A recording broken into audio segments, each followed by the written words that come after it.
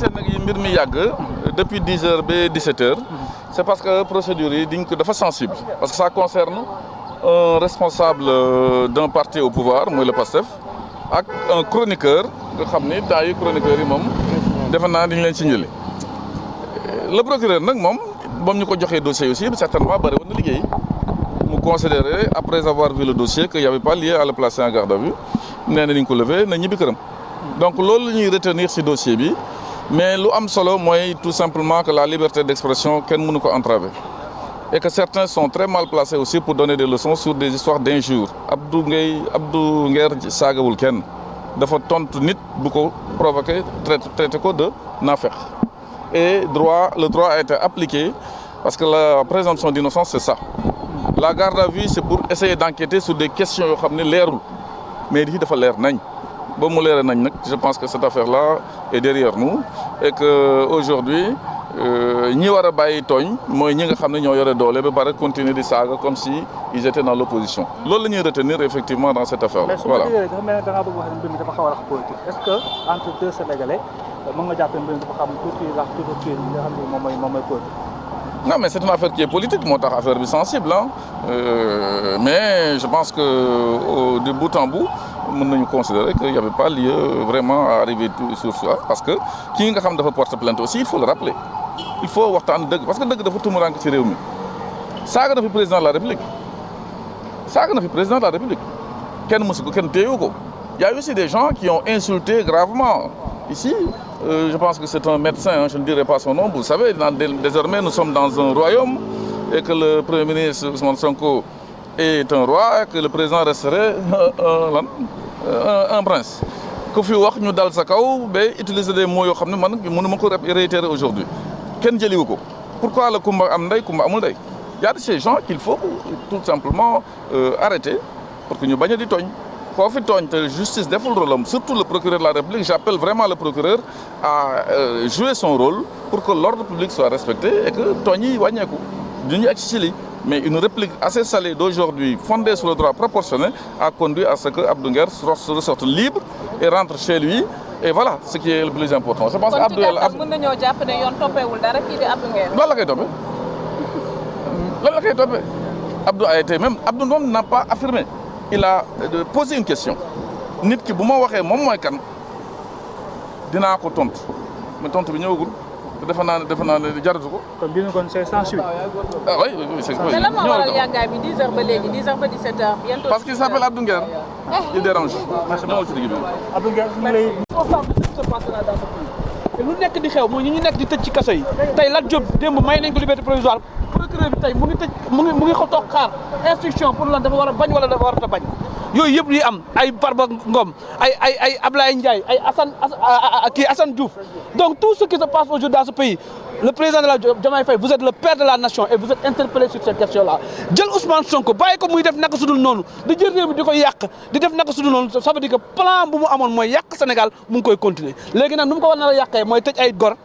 tilimal ay gor jël ay gor bëgg leen xoxatal mais en tout cas ñun de notre côté on va se battre en tout cas fii ragal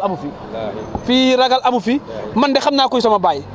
Ibrahima Sow la tudd Sotrac la doon liggéeyee donc fii kuñ fi laaj kuy sa baay waroo mer donc je pense que c'est une question boo xam ne waxal kuy sa baay rek c'est fini yow journaliste war nga xam kuy sa baay technicien bi kuy sa baay donc tout le monde kuy sa baay donc c'est pas un problème donc pour man lii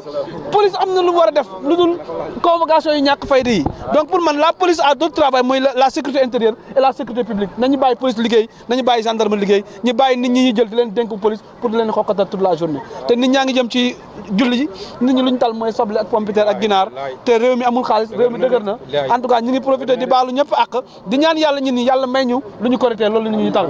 Diomaye Faye toogaatal nga xoolaat sa bopp vous êtes le responsable de ce pays yow la Sénégalais yi wooteel donc pour man tey war na jël ay responsabilités ay mbokk Diomaye Faye aussi maa ngi leen interpellé waa Ndiaga Ndiaye jóg leen si seen doom ngeen xool qu'est-ce qui se passe lan moo ko dal lu ko téye dañ ko tënk wala lan qu'est-ce qui se passe loolu aussi c'est des questions yoo xam ne maa ngi koy laaj man aussi tamit ay mbokkam jóg ci seen doom Diomaye Faye parce que nag xamul lu xew xamul Ousmane mu ngi def lu ko neex mu ngi jël ku ko neex di def lu ko neex loolu aussi tamit Diomaye war na jël ay responsabilités parce que ëllëg ci biir c'est lui qui rendra compte. da ngay wuy ji man bi ñu ma joxee convocation bi dama ñëw wuy si audition bi 45 minutes la durée laaj la ak tontu laaj nañ ma lu tax nga wax ne kii na la indil baayam nee na da nga ko saaga ma ne ko képp ku ñu wax indil sa baay nga mer xoolaatal sa juddu maanaam bu ñu ne la indil sa baay nga mer rek xoolaatal sa juddu beneen bi ci topp boo nee nit ay naafeq lañ yow war nañ xam yow yaay kan bay traité nit ñi da naafeq bu fekkee yaa leen gën xam nga doomu yonente bi sallallahu alayhi wasallam bu ñëwoon fii wàcc ne ñun ñëpp yéen ñëpp maa leen gën dañ na waaw ndax yonente bay baayam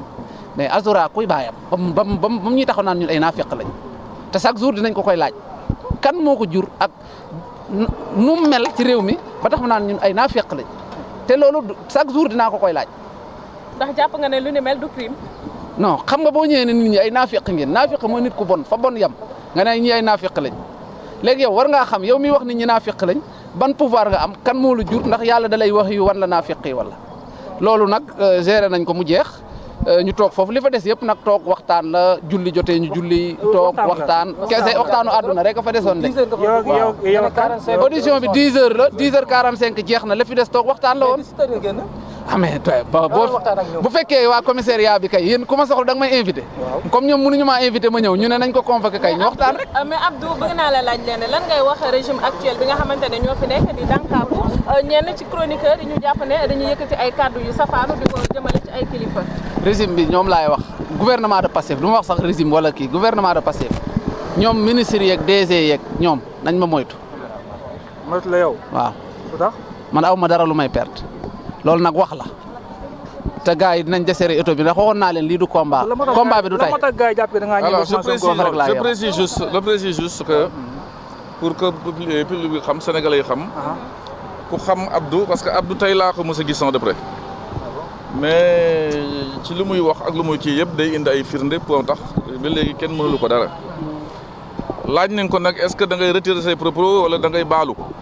mu ni je maintiens mes propos baaluwuma mu leer. mu leer voilà.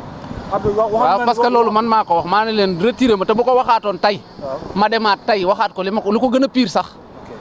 ndax moom leeralagul ba tey te bu ko waxaatee damay leeral man. est-ce que envisagé nga porter plainte kii di Azura Fall. jaru ko yaa ngi wax naan daf leen traité de naafeq. non garaawul waa D-Média ak Futurs Médias. garaawul comme moom am na naqaru xol ba nee na niñ koy léser ci réseaux sociaux ak challenge yi moo ko metti loolu la fa bind nee na challenge yi ñu koy challenge yi owe ton papa moo ko metti dina dee ndax day continuer. baax